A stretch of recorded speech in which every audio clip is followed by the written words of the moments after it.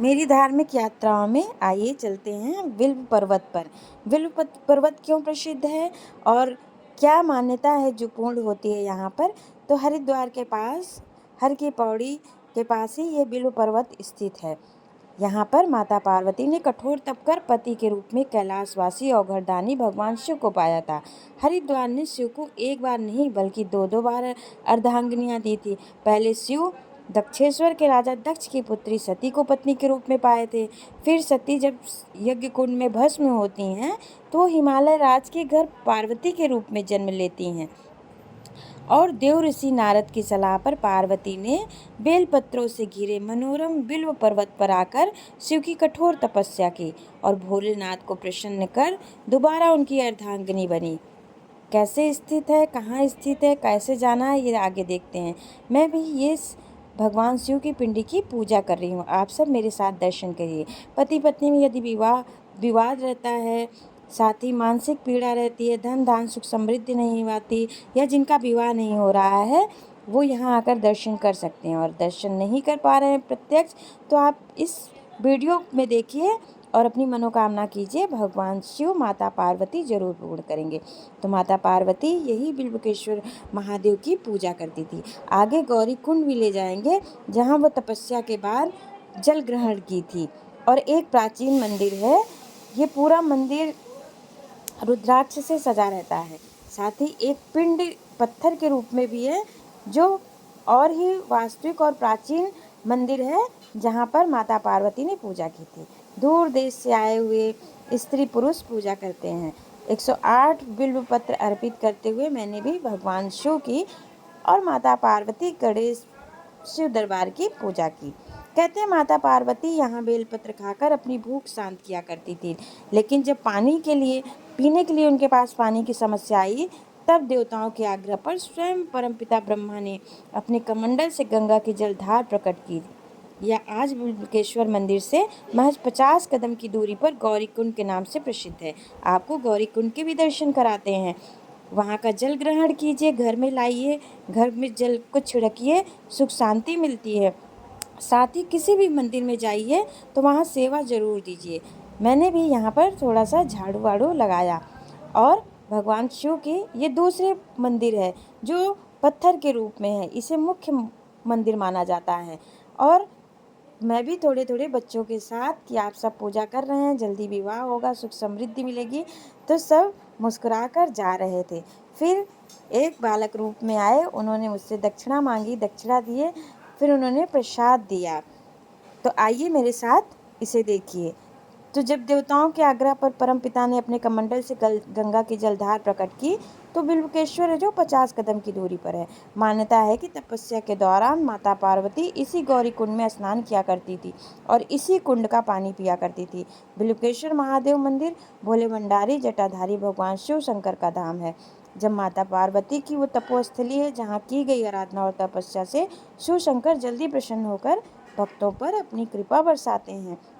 कहते हैं यहाँ आकर श्रद्धा से भोलेनाथ को स्मरण करने पर भी वो प्रसन्न हो जाते हैं और अपने भक्तों को वो मनचाहा वरदान देते हैं। जिन कुंवारी कन्याओं का विवाह नहीं हो रहा है, उनके विवाह में किसी प्रकार की समस्या आ रही है, बिल्वकेश्वर महादेव भंडारी के दर्शन कर लें। अभिषेक कर बेलपत्र चढ़ाने पर विवाह हो जाता है, परेशानियां दूर होती हैं, पति पत्नी में विवाद समाप्त हो जाता है, कन्याओं को उत्तम वर प्राप्त होता है, पुरुषों को भी वधु प्राप्त होती है।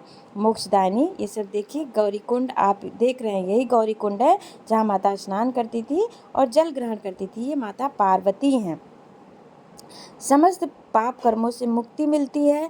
मोक्षदायिनी गंगा की पवित्र लहरों के स्पर्श मात्र से जीवन तर जाता है। शिव की जटाओं से निकली गंगा के इस पवित्र जल में स्नान कर भक्त भोले के दरबार में पहुंचते हैं, जहां मां पार्वती की तप से दिव्य हुई धरा पर बरसती हुई भोले भंडारी की कृपा का मिलता है आशीर्वाद और समस्त मनोकामनाएं पूर्ण होती है। बिल्व वृक्षों के इस मनोरम वन में बिल्वकेश्वर महादेव विराजते हैं। बिल्वकेश्वर महादेव के इस मंदिर में प्रतिदिन 2 बार आराधना का विधान है। इसकी शुरुआत सुबह 5 बजे होती है, जो प्रातःकाल सबसे पहले गौरी कुंड के पवित्र जल से शिवलिंग का अभिषेक होता है। फिर नाग प्रतिष्ठित कर शिव का श्रृंगार किया जाता है। आप सब यहाँ पर लंगूर आदि भी देख रहे हैं जो बैठे हुए हैं। यहाँ पर लंगूर और वानर एक साथ देखे जाते हैं। साथ ही बीच में बिल्व पेड़ भी ढेर सारे हैं जिनका पालन पोषण आप करवा सकते हैं दक्षिणा देकर। ये देखिए मेरे साथ, इनके भी दर्शन कीजिए। शिव के इस दुर्लभ लिंग पर दर्शन पूजन करने से सारे कष्ट दूर होते हैं। दूर दूर लोग यहाँ से आते हैं क्योंकि ऐसी मान्यता है कि बिल्वकेश्वर महादेव का पंचामृत अभिषेक कर उन्हें भांग, धतूर, बेलपत्र और फूल चढ़ा दिया जाए तो भोलेनाथ मनोकामना जल्द पूरी कर देते हैं। कहते हैं बिल्वकेश्वर महादेव पर मात्र बेलपत्र भर चढ़ाने से करोड़ों साल तक के स्वर्ग में निवास करने का मौका मिलता है। मान्यता यह भी है कि सावन में शिव हरिद्वार में निवास करते हैं, तभी तो भोले के असंख्य भक्तों का यहाँ पूरे महीने तांता लगा रहता है। और पूरे सावन महीने में यहाँ सभी आते हैं और सोमवार को तो जरूर आते हैं या त्रयोदशी को। बिल्वकेश्वर महादेव के पास ही प्रतिष्ठित इस चमत्कारी गौरी कुंड में स्नान का महत्व बिल्वकेश्वर महादेव मंदिर में आराधना से कम नहीं है और यह महत्व मकर संक्रांति पर और भी बढ़ जाती है। देखिए, मैं भी अमावस्या के दिन आई हूँ और इस बिल्वकेश्वर महादेव के साथ गौरी कुंड के प्रांगण में थोड़ी सी सेवा दे रही हूँ, झाड़ू लगा रही हूँ। मुझे ईश्वर की कृपा से ये शुभ अवसर प्राप्त हुआ है। भगवान मेरे ऊपर हमेशा कृपा बनाए रखे, साथ ही इसे देखने वाले सभी फॉलोअर्स को इनकी मनोकामना पूर्ण करें। अगर वीडियो अच्छा लगे तो लाइक, सब्सक्राइब और शेयर ज़रूर कीजिए। इससे भी भगवान शिव की कृपा होती है। जिस तरह भक्त और भगवान का रिश्ता जन्म जन्मांतर का है, उसी तरह जन्म जन्मांतर से भोलेनाथ से बंधे नंदी महाराज भोलेनाथ तक पहुंचने वाली हर मनोकामना भी इन्हीं के कान में कहनी होती है।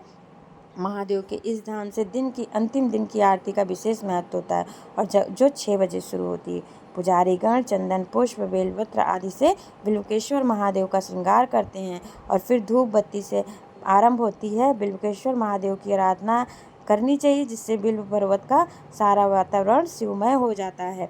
तो आप सब ने मेरे साथ बिल्वकेश्वर महादेव के साथ गौरी कुंड के दर्शन किए हैं। भगवान शिव, माता पार्वती सबका कल्याण करें, सबके घर में सुख समृद्धि आए। तो मेरे साथ इस सुंदर वातावरण को देखिए, जीवन मंगलमय होगा। अगर वीडियो अच्छा लगे तो लाइक, सब्सक्राइब, शेयर कीजिए। साथ